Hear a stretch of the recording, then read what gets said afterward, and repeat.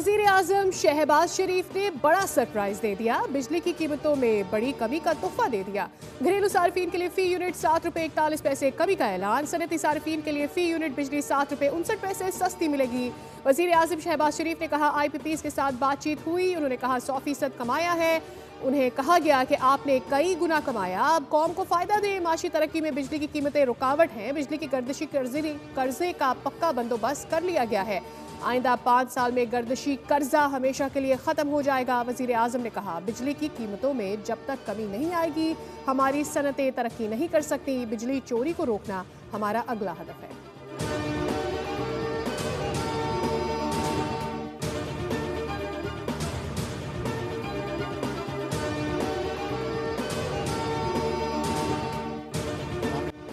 पाकिस्तान दिवालिया होने से बच गया। दिन रात की मेहनत उस मालिक हकीकी ने मंजूर कर ली। मईशत में बुनियादी इस्तेहकाम आ चुका है। आर्मी चीफ और उनके रुफका का माशी इस्तेहकाम के लिए भरपूर ताउन रहा है। वजीर आजम शहबाज शरीफ का तकरीब से खिताब। उन्होंने कहा हुकूमत संभाली तो हमें कई चैलेंजेस का सामना करना पड़ा। मखसूस टोले ने अपनी सियासत पर रियासत के मफादात को कुर्बान किया। ये टोला तमाम हदें पार कर गया है। ये वही टोला है जिसने IMF से किए मुआहदे को खुद तोड़ा है। मुल्क को डिफॉल्ट से बचाने के लिए दिन रात कोशिशें हो रही थी। इनमें पहाड़ जैसी रुकावटें खड़ी की गई। अब एंटीबायोटिक से काम नहीं चलेगा। माजी में भी दी गई, आज सर्जरी करनी होगी।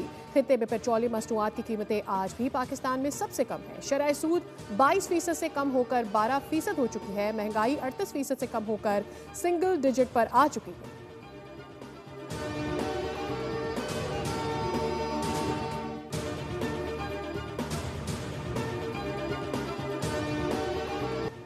वजीर आजम ने मुल्क की बेहतरी के लिए ना दिन देखा और ना रात। वजीर आजम ने कभी किसी रिश्तेदार या सपोर्टर का लिहाज करने का नहीं कहा।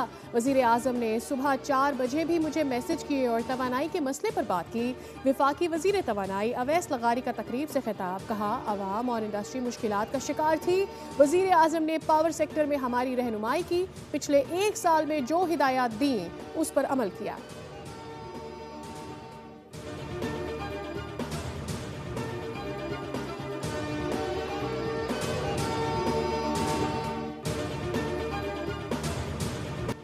साढ़े 4 साल मुल्क में चोर और डाकू मुसल्लत रहे। महंगाई का तूफान रहा और दहशतगर्दी बढ़ी। सीनियर वजीर पंजाब मरियम औरंगजेब की बोल न्यूज़ से गुफ्तगू। कहा अवामी रिलीफ पर माफिया सियासी दहशतगर्दी करती है। जब मुस्लिम लीग नून की हुकूमत आती है तो अवाम को रिलीफ मिलता है।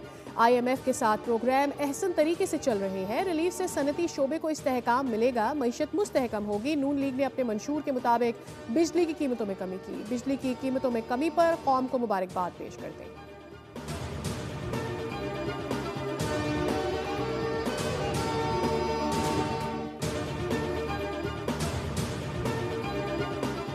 बिजली की कीमतों में कमी से तमाम शोबों पर मस्बत असरात मुरतब होंगे।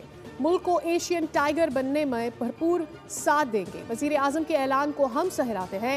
बिजली सस्ती करना अहम इकदाम है। सदर FPCCI आतिफ इकराम शेख की प्रेस कॉन्फ्रेंस। कहा कारोबारी बिरादरी को रिलीफ मिलेगा। मस्बत इकदाम से आम आदमी सनतों पर बोझ कम होगा।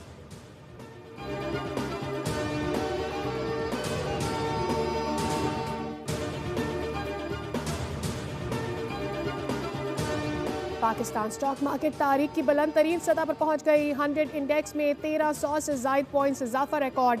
इंडेक्स 1,19,000 की नफसियाती हद अबूर कर गया।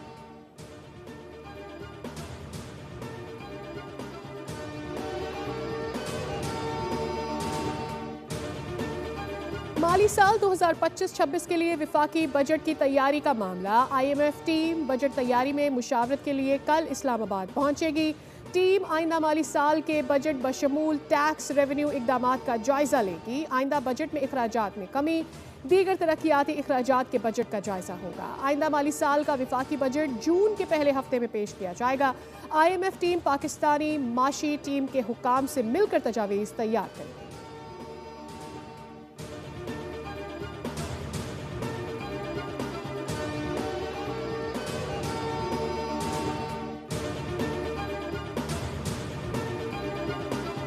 अमरीकी सदर का पाकिस्तान समेत 7 ममालिक पर जवाबी टैरिफ आयद करने का ऐलान। पाकिस्तान पर 29% टैरिफ आयद। अमरीकी सदर ने व्हाइट हाउस में जवाबी टैरिफ के एग्जीक्यूटिव ऑर्डर पर दस्तखत कर दिए।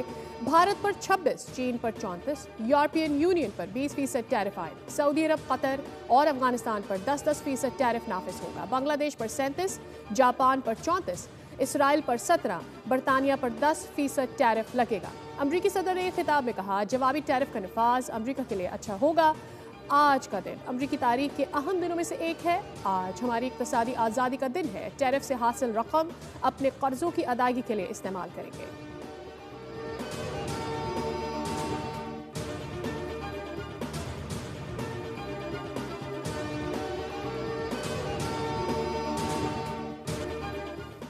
ट्रंप के जवाबी टैरिफ पर माहिर मईशत आबिद सुलेहरी ने कहा कि अमरीकी सदर के इस इकदाम से सबसे ज्यादा असरात अमरीकी आवाम पर पड़ेंगे। अमरीका के लिए पाकिस्तान की 5 से $5.5 अरब की टेक्सटाइल एक्सपोर्ट है, जिस पर 29% टैरिफ लागू होगा। इससे निपटना सनतकारों के लिए एक चैलेंज होगा।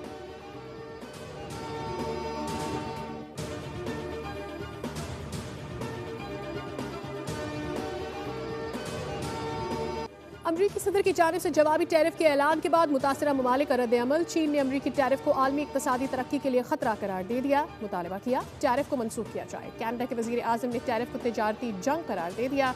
अमरीकी टैरिफ के खिलाफ जवाबी इक़दामात का ऐलान कर दिया। वजीर आजम आयरलैंड ने कहा, यूरोपियन यूनियन को अमरीकी टैरिफ का मुनासिब जवाब देना चाहिए। ऑस्ट्रेलियावी वजीर आजम ने कहा कि जवाबी टैरिफ गैर ज़रूरी है। इतालवी वजीर आजम ने कहा, यूरोपीय ममालिक पर अमरीकी टैरिफ का नफाज गलत है। टैरिफ के ऐलान के बाद अमरीकी और बैनुल अक़वामी स्टॉक मार्केट्स क्रैश कर गए।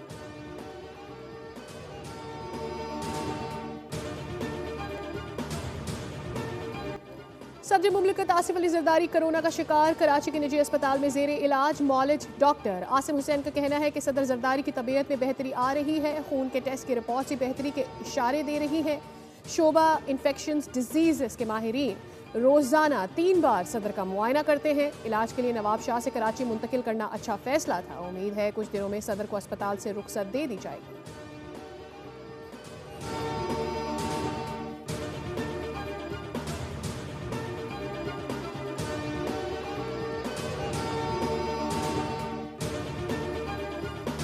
आसिम इफ्तिखार अक़वाम मुत्तहिदा में पाकिस्तान के मुस्तकिल मंदूब बन गए। सेक्रेटरी जनरल को असनाद पेश की। मनसब संभालने पर गौतरेस के मुबारकबाद। आसिम इफ्तिखार का अक़वाम मुत्तहिदा के मंशूर और कसीरुल जहती सफारतकारी के लिए पाकिस्तान के गैर मुतज़लज़ल अज़्म का अयादा किया। 31 मार्च को मुनीर अकरम की मुद्दत मुकम्मल होने के बाद सफ़ीर आसिम इफ्तिखार ने मनसब संभाला। मुनीर अकरम के एजाज़ में अलविदाई इस्तक़बालिया दिया गया। उनकी शानदार खिदमात को खराज तहसीन पेश किया गया।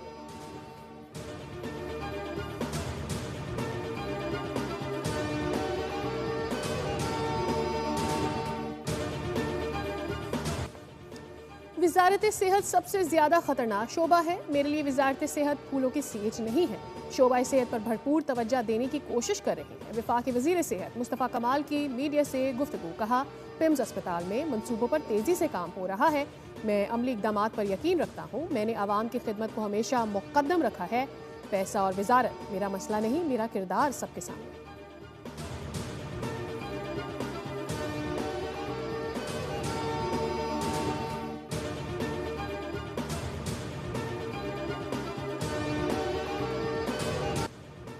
पाकिस्तान में पानी के सिस्टम में 20% की कमी आ चुकी है। 30 मिलियन एकड़ फिट पानी सिस्टम से ही गायब हो गया है। अब मजीद कमी आ रही है। रहनुमा पीपल्स पार्टी चौधरी मंजूर अहमद की प्रेस कॉन्फ्रेंस। कहा, आप एक नहर बनाना चाहते हैं जिसको चौलिस्तान के नाम से याद किया जा रहा है। वजीर आला पंजाब बताएं, आप कौन सी नहर बंद करके इस नहर को पानी देंगे।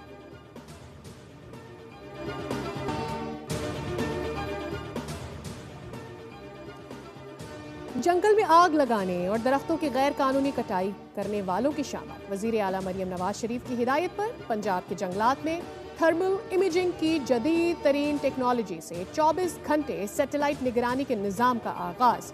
सीनियर वजीर मरियम औरंगजेब ने कहा, जंगल काटने देंगे ना, आग लगाने देंगे ना, गैर कानूनी शिकार होगा।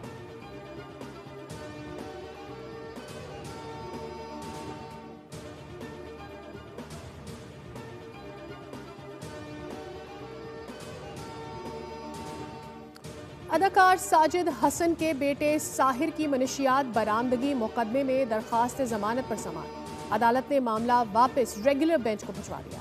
अदालत का 14 रोज के अंदर दरखास्त रेगुलर बेंच के रूबरू समाअत के लिए मुकर्रर करने की हिदायत। इससे कब रेगुलर बेंच ने मामला समाअत के लिए आईनी बेंच को अरसाल किया था। मुलजिम साहिर हसन को 22 फरवरी को DHA फेज 6 से गिरफ्तार किया गया।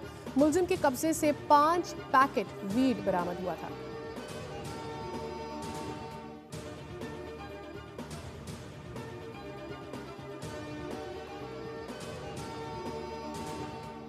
गुलशन इकबाल पुलिस की गुलशन ब्लॉक 4 में खुफिया इतला पर कार्रवाई। शॉर्ट टर्म किडनैपिंग में मुलव्विस इंतहाई मतलूब जाली पुलिस अफसर, जाली एहलकार समेत गिरफ्तार। मुलजिमान सिविल एविएशन मुलाजिम, पुलिस एहलकार और सहाफ़ी को अगवा कर चुके हैं। मुलजिमान गैर इखलाकी वेबसाइट पर दोस्ती करके शॉर्ट टर्म किडनैपिंग करते थे। मुलजिमान अगवा करने के बाद मकवी को हथकड़ी लगाकर वीडियोस बनाते थे। मुलजिमान के कब्जे से 2 पिस्तौल, 20 बैग, पुलिस यूनिफॉर्म, बैजेस और जदीद हथकड़ी बरामद की गई है।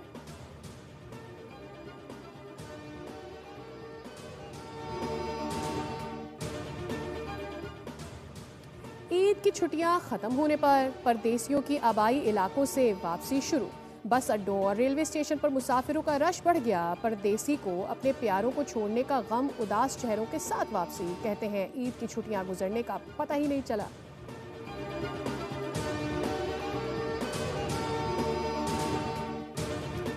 गजा पर इस्राएली हमलों में मजीद 80 फ़लस्तीनी शहीद हो गए। UN पनाह गुज़ीन कैंप पर हमले में बच्चों और औरतों समेत 22 अफराद शहीद हुए।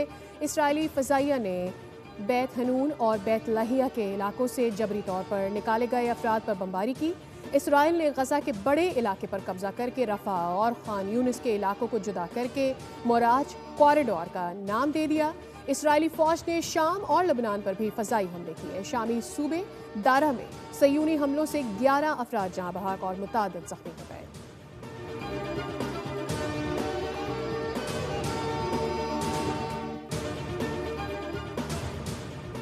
म्यांमार में ज़लज़ले से अमवात की तादाद 3000 से तजावुज़ कर गई। तर्जुमान म्यांमार फ़ौज का कहना है कि म्यांमार में ज़लज़ले से 4715 अफराद ज़ख्मी हुए, जबकि 341 लापता हैं। म्यांमार में 7.7 शिद्दत का ज़लज़ला आया था, जिससे मुतादिद बुलंद बाला इमारतें ज़मींबोस हो गई थी।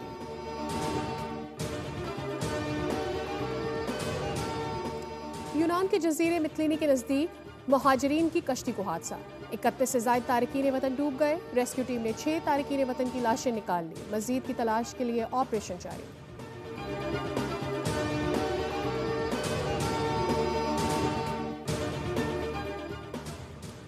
पाकिस्तान क्रिकेट टीम का दौरा है न्यूजीलैंड। कौमी स्क्वाड हैमिल्टन से माउंट मॉन्गनोई पहुंच गया। कौमी टीम कल मुकामी वक्त के मुताबिक दोपहर 2 बजे प्रैक्टिस करेगी। पाकिस्तान न्यूजीलैंड के दरमियान तीसरा आखिरी वनडे हफ्ते को खेला जाएगा।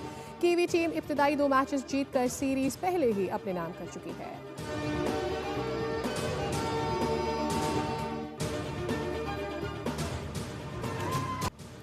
पाकिस्तान सुपर लीग 10 का ऑफिशियल तराना आते ही छा गया। 10वें सीजन के तराने में मारूफ गुलकारों ने आवाज़ का जादू जगा दिया। गुलकारा नताशा बेग बनी दुनिया बोल है कि मेहमान। कहा PSL तराना आवाम के लिए बहुत ख़ास है, जो इवेंट में एक नया जुनून भर देगा। हर साल तनकीद होती है, लेकिन इस बार ऐसा नहीं हुआ। तराने में अब्रार हक, अली जफ़र और तलहा अंजुम ने भी आवाज़ का जादू जगाया है। पाकिस्तान सुपर लीग के 10वें एडिशन का आगाज़ 11 अप्रैल से हो रहा है।